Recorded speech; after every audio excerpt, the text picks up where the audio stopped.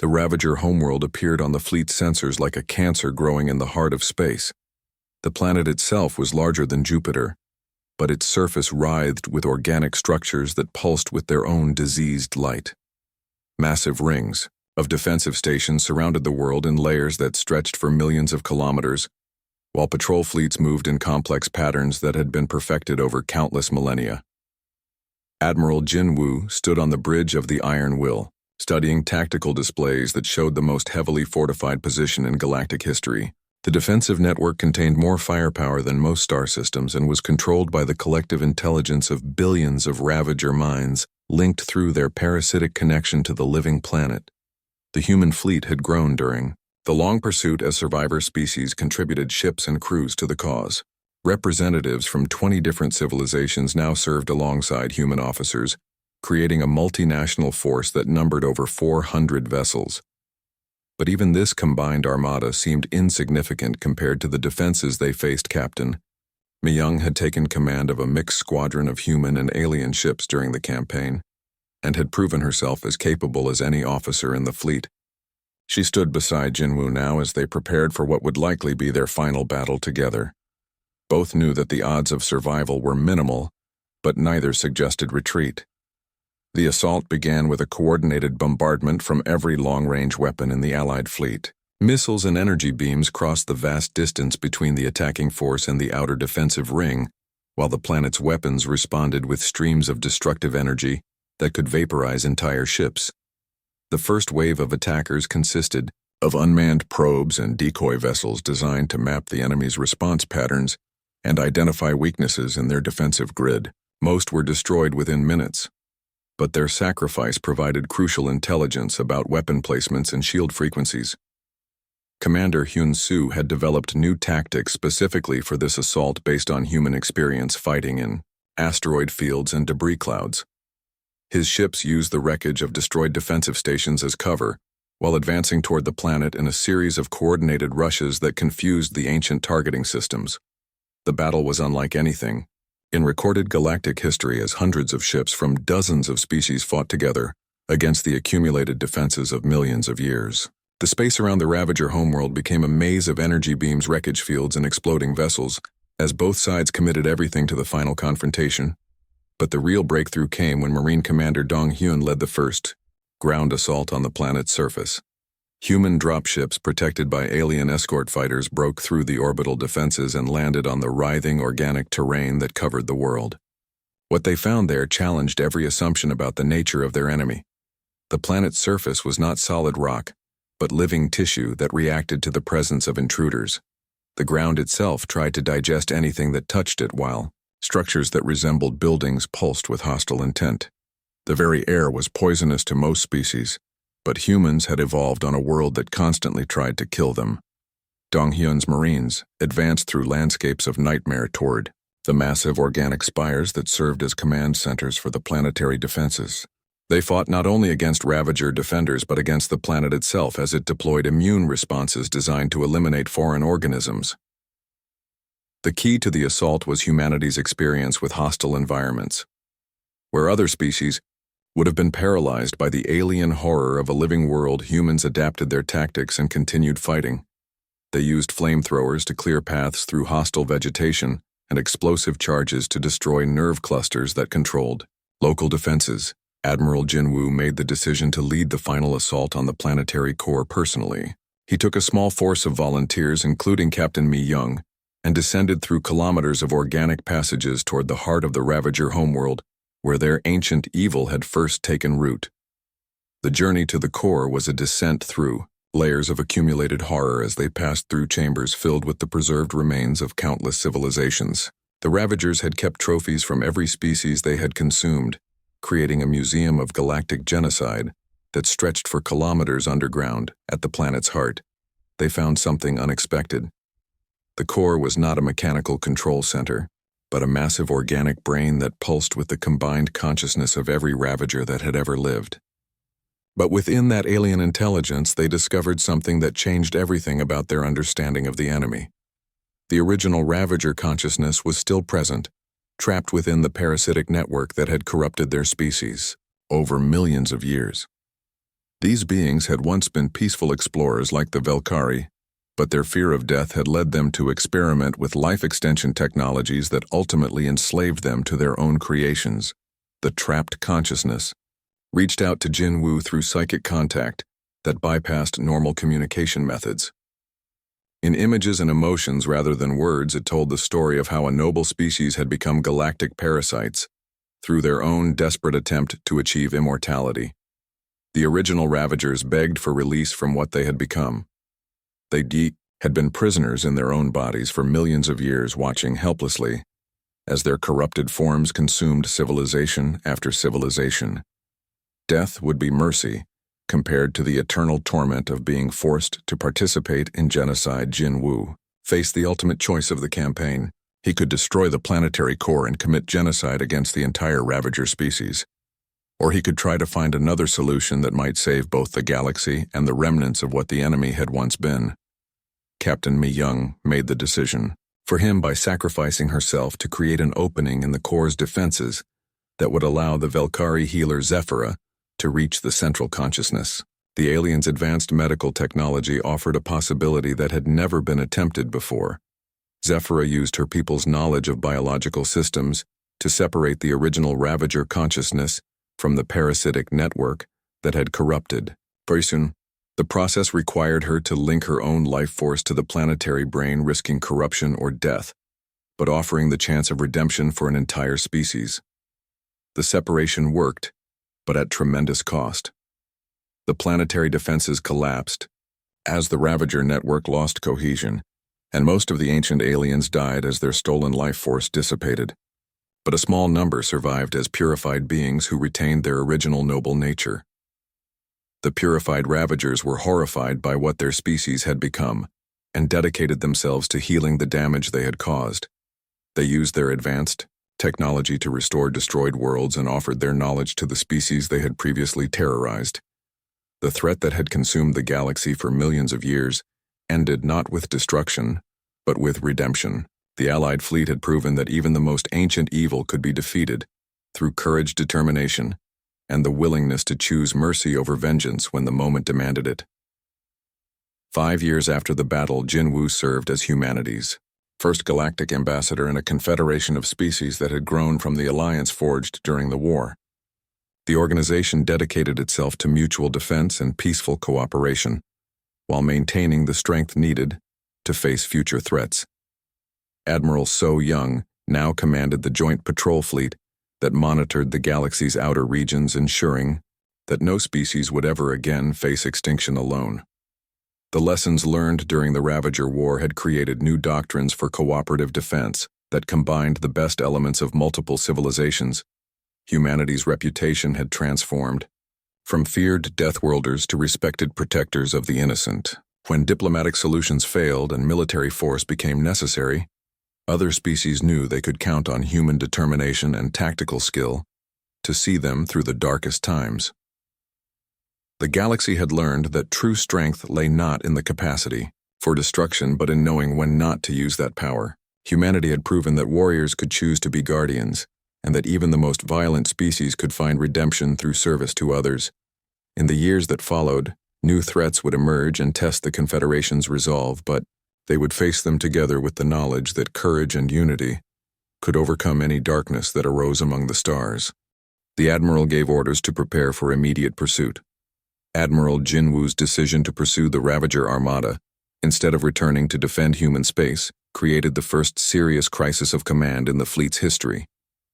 Half of his senior officers believed they should consolidate their forces and prepare Earth's defenses, while the other half supported the aggressive strategy of hunting their enemies across the galaxy.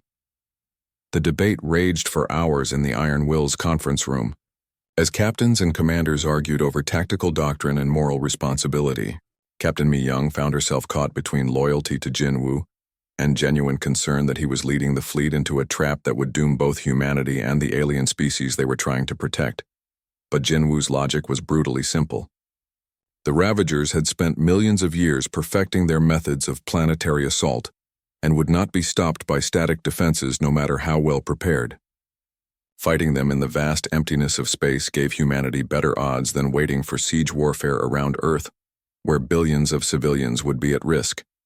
The pursuit began within days of the Celestial Gardens battle as the human fleet followed the enemy's hyperspace trail across 12 star systems.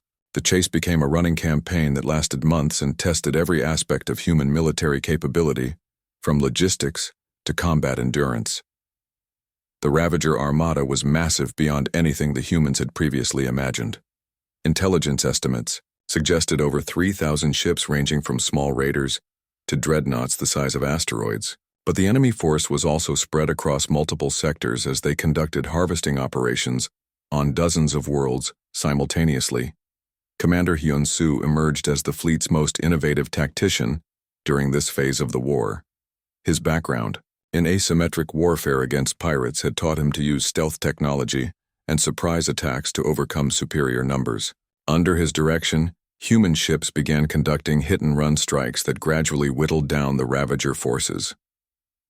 The key to these operations was humanity's advanced sensor technology, which allowed them to track enemy movements across vast distances. Human ships would appear from hyperspace long enough to launch missile salvos, then disappear before the Ravagers could respond effectively. Each attack destroyed only a few enemy vessels, but the cumulative effect was significant. The psychological impact was even more important than the tactical damage. The Ravagers had grown accustomed to being the hunters rather than the hunted, and their ancient minds struggled to adapt to the role reversal. They began making errors in formation and tactics as paranoia affected their decision-making processes, and the extended campaign took its toll on human forces as well. Combat fatigue began appearing among crews who had been fighting continuously for months without the possibility of shore leave or reinforcement. Dr. Ji-hai, the fleet's chief medical officer, reported increasing cases of stress disorders and recommended rotation schedules that were impossible to implement. The isolation of deep space combined with the horror of what they had witnessed in Ravager-occupied systems created mental strain that affected everyone from senior officers to enlisted personnel. Some crew members began questioning whether they were becoming as monstrous as their enemies through their use of increasingly ruthless tactics. Intelligence officer So Young found herself at the center of these moral debates as her methods for extracting information from captured Ravagers grew more aggressive.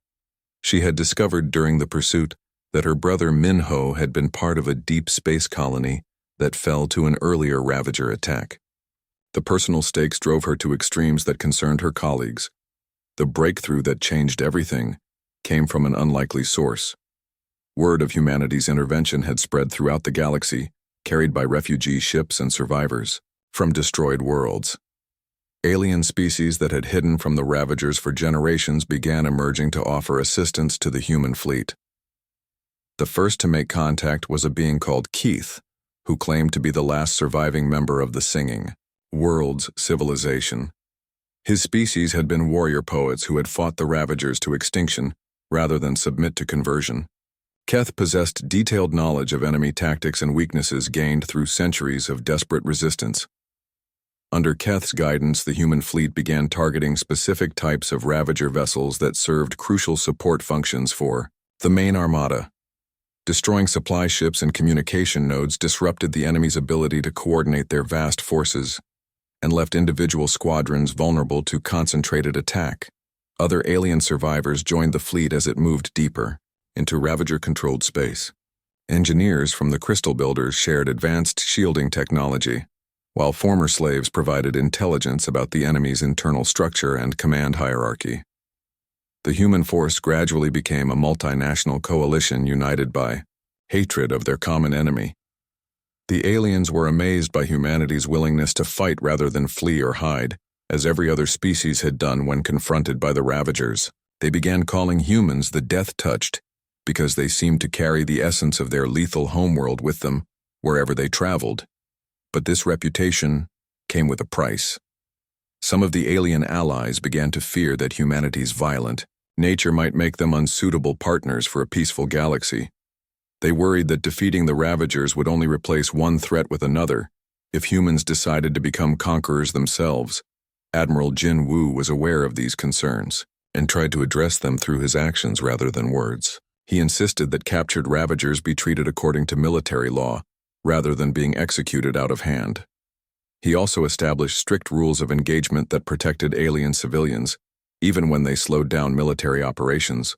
The most important discovery came when the combined fleet managed to capture a high-ranking Ravager commander during a raid on one of their processing facilities.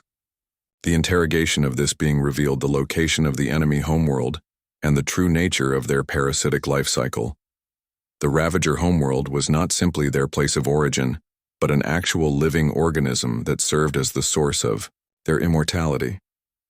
Every few centuries, the ancient aliens had to return to this planet to undergo a regeneration process that renewed their life force and healed the damage caused by their parasitic feeding.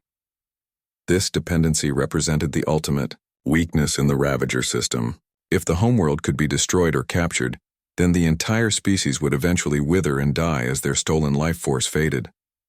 But the planet was defended by weapons and fortifications built up over millions of years of paranoid preparation, the Eye. Intelligence also revealed something that chilled Jinwoo to his core. The Ravager Armada was not heading randomly toward human space, but was following a specific plan to harvest Earth's population before the regeneration deadline. Humanity had less than 6 months before the ancient aliens would be forced to return to their homeworld. This timeline meant that the human fleet could not afford to continue their gradual attrition campaign. They would need to launch a direct assault on the most heavily defended world in the galaxy. With forces that had been depleted by months of continuous combat, Jinwoo called a final strategy meeting aboard the Iron Will to present the captured intelligence to his senior staff.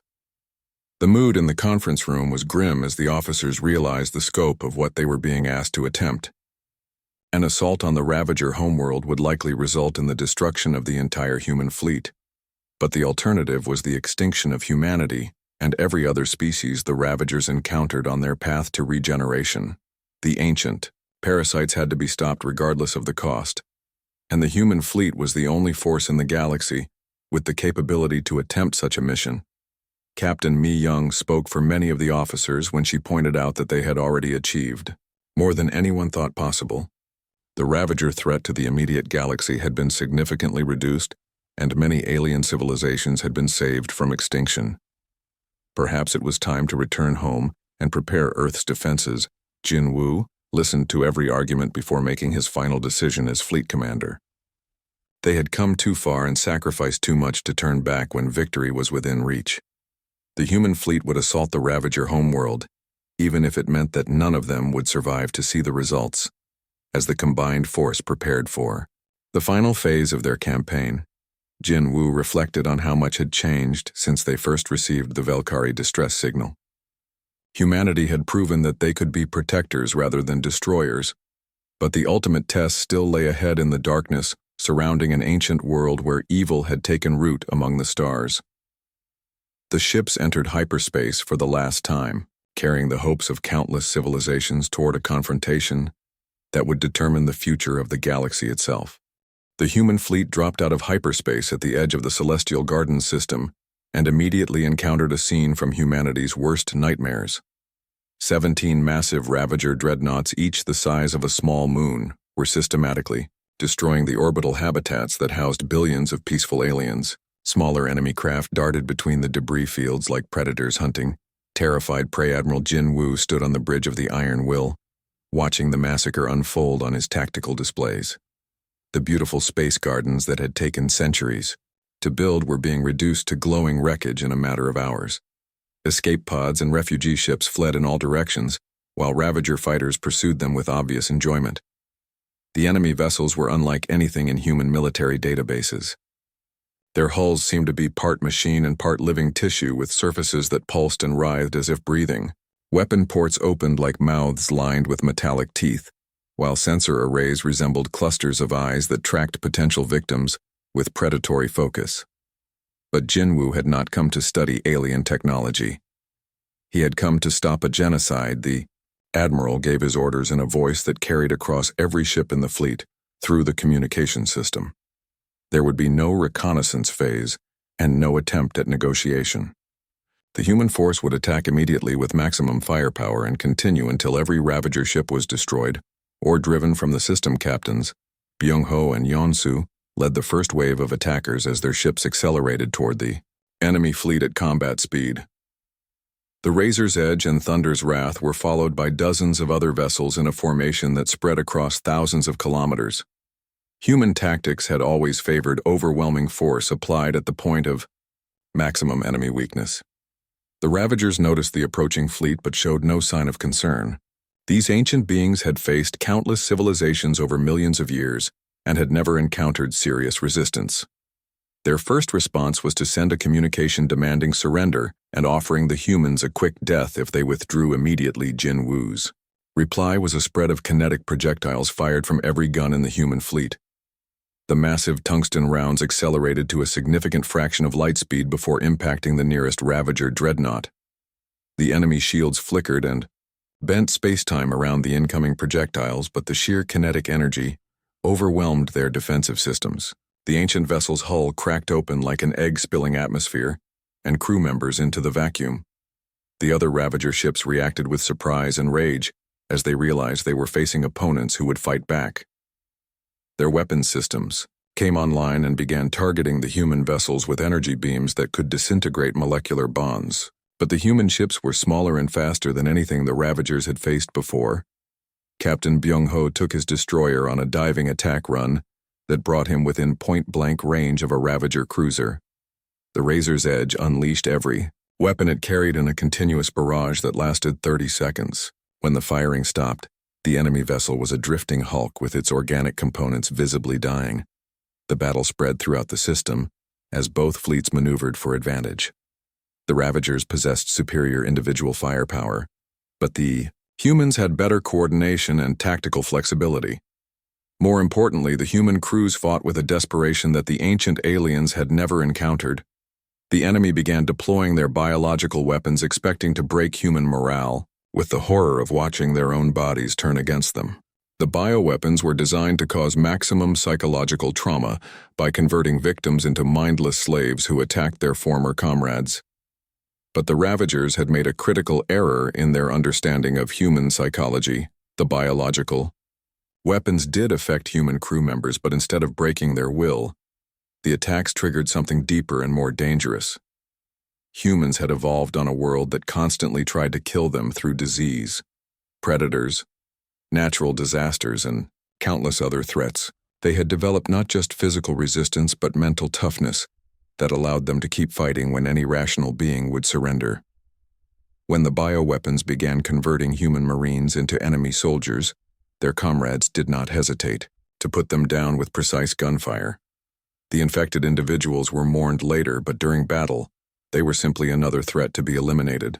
This cold pragmatism shocked the Ravagers, who expected their victims to be paralyzed by horror. Lieutenant Commander Gite led a squadron of fast attack ships in rescue operations throughout the combat zone. His pilots flew through dense debris, fields, and enemy fire to reach alien refugee ships that were under attack by Ravager fighters. The rescue missions were incredibly dangerous, but the human crews pressed forward with determination that bordered on reckless. During one of these operations, Gite's ship managed to dock with a damaged Velkari medical vessel that was carrying survivors from the destroyed homeworld. Among the refugees was a being named Zephyrah, who served as a healer and had witnessed the initial Ravager attack. Her testimony provided crucial intelligence about enemy capabilities and weaknesses. Zephyrah described how the Ravagers had targeted hospitals and schools, first seeming to take pleasure in causing maximum suffering.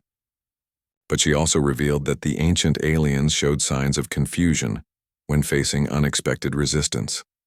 They had grown so accustomed to easy victories that determined opposition disrupted their tactical thinking. This information reached Admiral Jin Wu just as the battle was reaching its climax. The human fleet had destroyed or crippled most of the smaller Ravager vessels, but the enemy dreadnoughts remained dangerous threats. Their massive size and advanced shielding made them nearly impervious to conventional weapons. Jin Wu made a decision that would define the rest of the campaign. He ordered Captain Seok Jin to lead a boarding action against the largest Ravager dreadnought, with the goal of capturing the vessel intact. The mission was essentially suicide, but it might provide the intelligence needed to locate the enemies. Home base Seok Jin selected 200 volunteers from the Marines and Special Forces personnel aboard the fleet. These soldiers were equipped with the most advanced combat gear humanity possessed, including powered armor that could function in vacuum and weapons designed specifically for close-quarters combat in alien environments. The boarding operation began with a coordinated missile attack that disabled the dreadnought's external defenses without destroying the ship's hull. Human assault shuttles then approached under cover of the debris and used plasma cutters to burn through the organic armor plating. Inside the Ravager vessel, the human soldiers encountered horrors that would have broken lesser beings. The ship's interior was part mechanical corridor and part living organ, with walls that bled when damaged and floors that tried to digest anything that touched them. The enemy crew consisted of corrupted beings from dozens of different species, all converted into mindless servants. The fighting was brutal and close range as humans advanced through passages filled with hostile atmosphere and gravity fields that shifted without warning. But the Marines pressed forward room by room until they reached the command center, where the ship's organic brain was housed. The capture of the Ravager dreadnought provided intelligence that changed everything about the human understanding of their enemy. The ship's biological computer contained star charts showing the locations of hundreds of destroyed civilizations and the routes to worlds that had not yet been attacked. More importantly, the captured data revealed the location of the Ravager homeworld and the true nature of their parasitic life cycle. The ancient aliens were not truly immortal, but required periodic returns to their origin point to regenerate their life force. This dependency represented their greatest vulnerability, but the intelligence came at a terrible cost. The battle for the Celestial Gardens had saved 3 billion alien lives, but humanity had lost 30 ships and 8,000 crew members. The casualty reports filled Jinwoo with grief, but also strengthened his resolve to end the Ravager threat permanently. As the surviving enemy vessels fled the system, the human fleet began rescue and recovery operations. Alien refugees were evacuated to safe worlds while the wreckage of destroyed habitats was searched for survivors. The scale of destruction was overwhelming, but the knowledge that they had prevented complete genocide gave meaning to the sacrifice. The sea. Captured Ravager revealed under interrogation that the fleet they had just defeated was merely a harvesting operation. The main Ravager armada, consisting of thousands of ships, was already moving toward human space, with the intention of adding Earth itself to their list of consumed worlds. Admiral Jinwoo faced another impossible choice. He could return to defend human colonies, or he could pursue the enemy fleet across the galaxy and try to end the threat at its source. Both options carried enormous risks, but only one offered the possibility of permanent victory. As he studied the star charts recovered from the captured dreadnought, Jinwoo realized that the war had only just begun. The Celestial Gardens had been saved, but countless other civilizations remained in danger. Humanity had proven they could fight the ancient evil, but the real test would come when they faced the full might of the Ravager armada in the darkness between the stars. The staging point at Kepler Station had never seen so many warships gathered in one place. Within 72 hours of Admiral Jinwoo's order, 200 of humanity's most advanced vessels filled the space around the military depot like a steel constellation. 12 massive dreadnoughts formed the core of the fleet, while 48 destroyers and countless smaller ships created a defensive perimeter that stretched for thousands of kilometers. Captain Mi Young stood on the bridge of the Iron Will watching the final ships arrive through the viewport. She had served as Jinwoo's aide for 5 years and knew him better than anyone in the fleet. The weight of command had always been heavy on his shoulders, but this mission was different. She could see it in the way he studied the star charts and the quiet intensity that had replaced his usual calm demeanor. Jinwoo carried scars that went deeper than the ones visible on his face. He had been a young officer during the Terran War, when humanity nearly destroyed itself in a conflict that lasted 7 brutal years. Billions died as human fought human with weapons designed to end worlds. The Admiral had sworn after that war ended that he would never again use human military might for destruction. But now he faced a choice that would test that oath. The Ravagers represented everything he despised about warfare, yet stopping them would require unleashing humanity's capacity for violence on a scale that might rival their own civil war. The experimental ship World's End docked at the station during the second day of assembly. Mi Young had read the classified reports about the vessel, but seeing it in person was different. The ship was built around a single weapon system designed to crack planets apart from orbit. The engineers who created it had drawn inspiration from humanity's darkest theoretical research. Marine Commander Dong Hyun arrived aboard a transport filled with his best soldiers. These were veterans who had fought pirates and raiders across the outer systems, but none had faced an enemy like the Ravagers. Dong Hyun gathered his officers in the briefing room and began preparing for combat against an unknown foe. The limited intelligence they possessed painted a disturbing picture. The Ravagers used biological weapons that turned their victims' own bodies against them. They took prisoners not for interrogation, but to convert captured beings into slave soldiers who fought their former allies. Traditional military doctrine seemed inadequate against such an enemy ship's AI area. Began running combat simulations based on the fragmentary data from Valkyrie transmissions. The artificial intelligence had been programmed with the voice patterns of Yoon-ji, a communications specialist who had died in a patrol ship accident 2 years earlier. Her calm, professional tone now analyzed scenarios of mass destruction with clinical detachment areas. Projections were not encouraging. The Ravagers possessed technology that exceeded human capabilities in several key areas.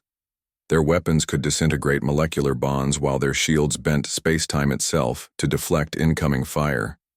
Standard human tactics would likely result in catastrophic casualties, but reconnaissance officer Woo Jin discovered something important while studying debris from destroyed Valkyrie vessels.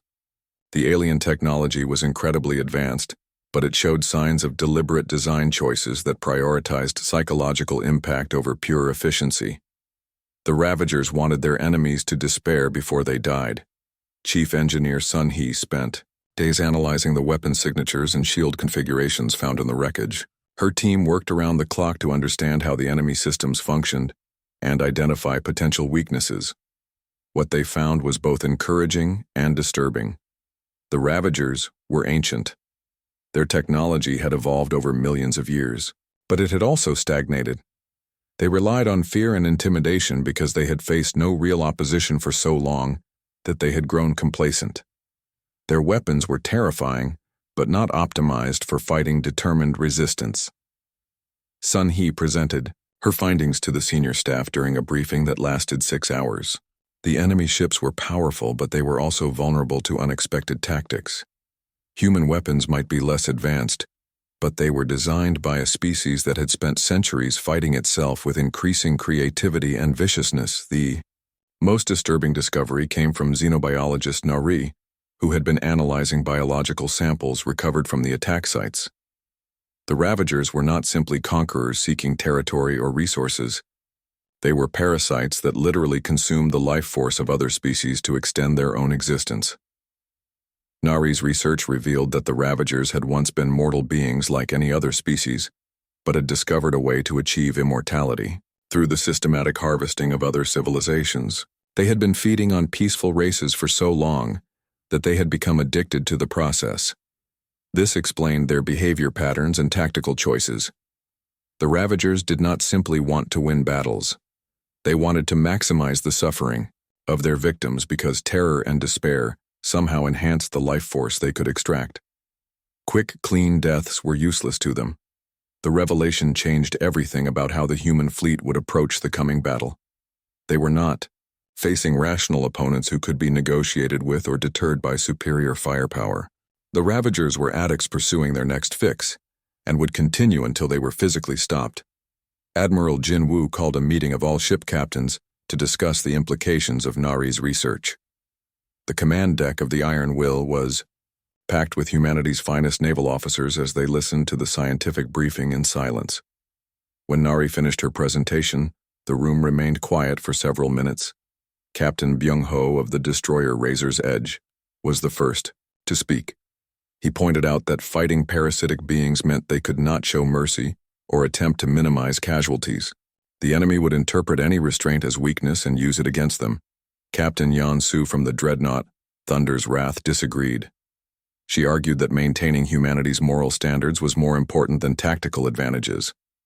If they became monsters to fight monsters, then the Ravagers would have already won in the most important way.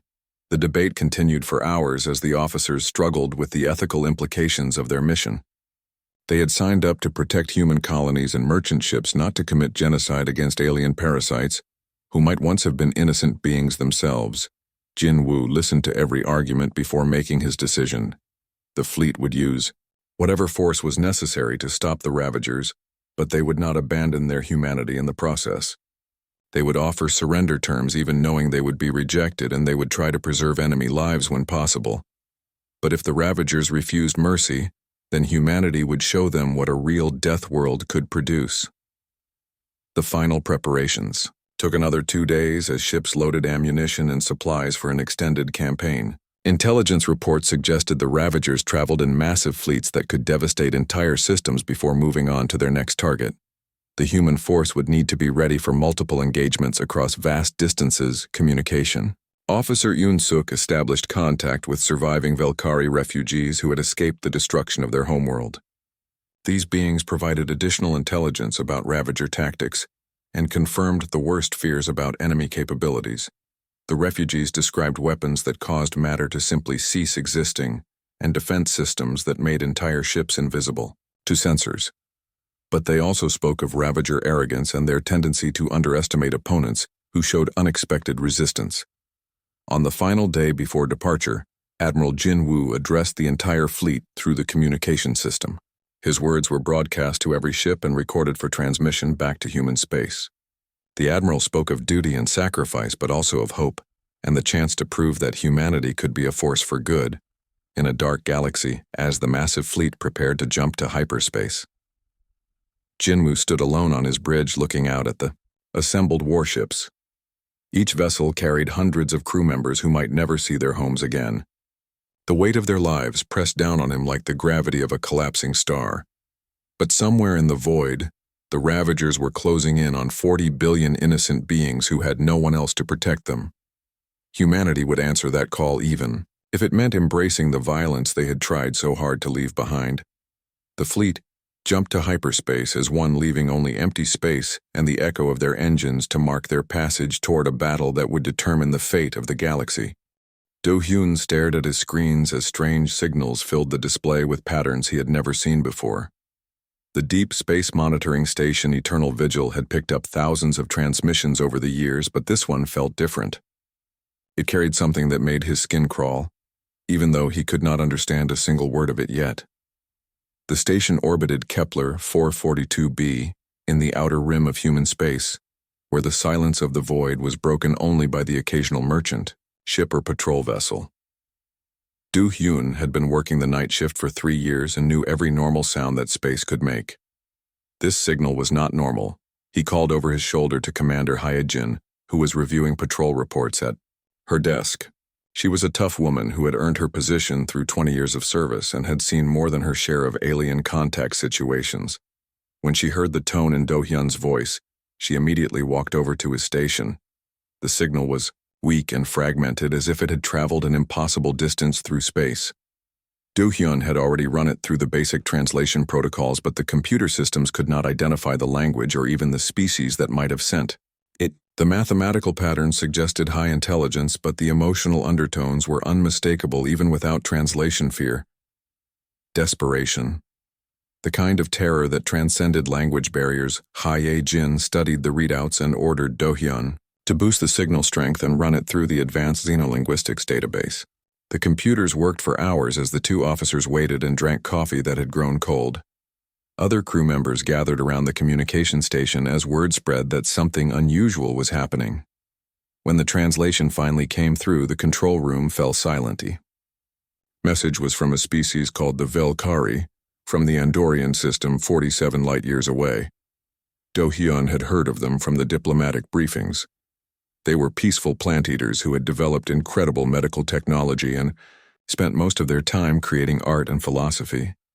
They had never been involved in any conflicts and were known throughout the galaxy for their kindness, but the message they had sent was filled with horror. The Velkari spoke of creatures called the Ravagers who had appeared in their system without warning. These beings destroyed everything in their path and seemed to take pleasure in causing suffering. The Velkari had tried to negotiate and offer gifts, but the Ravagers wanted only destruction. The most chilling part of the message was near the end, where the Velkari mentioned that they were the 17th civilization to fall to these creatures. 17 entire species had been wiped out, and the Ravagers were moving toward the core worlds where billions more aliens lived in peace. Hyejin immediately called Science Officer Tai-min to analyze the quantum signature of the transmission. Tai-min was young but brilliant and had developed new methods for tracking deep space communications. When he arrived at the station, his face went pale as he studied the data. The signal was 3 months old. By the time the message had crossed the vast distance of space, the Velkari homeworld had probably already fallen. Their beautiful cities and peaceful people were likely gone forever. But Tai-min found something else in the signal data that made the situation even worse. Intelligence Officer So Young joined them and began cross-referencing the Ravager movement patterns with known galactic maps. She was methodical and careful in her analysis, but when she looked up from her work, her expression was grim. The next target was clear. The Celestial Garden system contained 6 peaceful species and over 40 billion innocent beings. Based on the Ravager's speed and trajectory, they would reach the gardens in less than 2 weeks. Hyejin knew she had to contact Fleet Command immediately, but she also knew that humanity had a complicated relationship with alien affairs. Most humans preferred to stay isolated in their own systems and avoid getting involved in galactic politics. The memory of the Terran War still haunted human society, and many people believed that their aggressive nature made them unsuitable for diplomatic missions. But as she listened to the Velkari message again, Hyejin realized that this was not about politics or diplomacy. This was about survival itself. She opened a priority channel to Fleet Admiral Jin Woo aboard the flagship Iron. Jin Woo was humanity's most experienced military commander and had fought in every major conflict for the past 2 decades. He was known for making difficult decisions quickly and standing by them regardless of the consequences. When Jin Woo appeared on the screen, his scarred face showed the weariness of someone who had seen too much war. But as Hyejin explained the situation, his expression changed. The exhaustion was replaced by something cold and dangerous. Jin Woo listened to the entire Velkari message without interruption. When it finished, he was quiet for a long moment, while he processed the implications. 40 billion innocent lives hung in the balance, and humanity was the only military force close enough to make a difference. The Admiral knew that intervening would change everything for humanity. They had worked hard to build a reputation as reliable, but isolated neighbors who kept to themselves. Getting involved in a galactic war would make them a target for every enemy the Ravagers had ever made. But Jin Woo also knew that turning away would make humanity complicit in genocide on an unimaginable scale. The Ravagers had already destroyed 17 civilizations and would not stop until they had consumed every peaceful species in the galaxy. He made his decision in that moment, even though he knew it would haunt him for the rest of his life. Jin Woo ordered the immediate assembly of the largest human fleet in history. Every available warship would be called to the staging point, including the experimental planet-killer World's End that had never been tested in actual combat. The fleet would carry 50,000 Marines and enough firepower to level entire worlds. As news of the deployment spread through human space, reactions were mixed. Some people celebrated the chance to prove that humanity could be a force for good in the galaxy. Others worried that getting involved in alien wars would bring destruction to human worlds. But Jin Woo had made his choice, and there would be no turning back. The Admiral looked at the star charts showing the vast distance between human space and the celestial gardens. Even traveling at maximum speed, the fleet would barely arrive in time to make a difference. Every hour of delay meant more innocent deaths, as he gave the orders to begin the largest military operation in human history. Jin Woo wondered if they were making a terrible mistake. Humanity had earned the nickname Deathworlders because they came from a planet that constantly tried to kill them. They were natural warriors who excelled at violence and destruction. But this time they would use those skills not for conquest or revenge, but to protect the innocent and stop a force of pure evil from consuming the galaxy. The message from the Velkari continued to play on screens throughout the fleet as ships prepared for departure. The desperate plea of a dying civilization would guide humanity into the darkness of space where ancient horrors waited to test their resolve. Do-hyun remained at his station, monitoring for any additional signals from the Andorian system. But only silence came back. The void had swallowed another civilization and was hungry for more. Soon the human fleet would answer that hunger with violence unlike anything the galaxy had ever seen.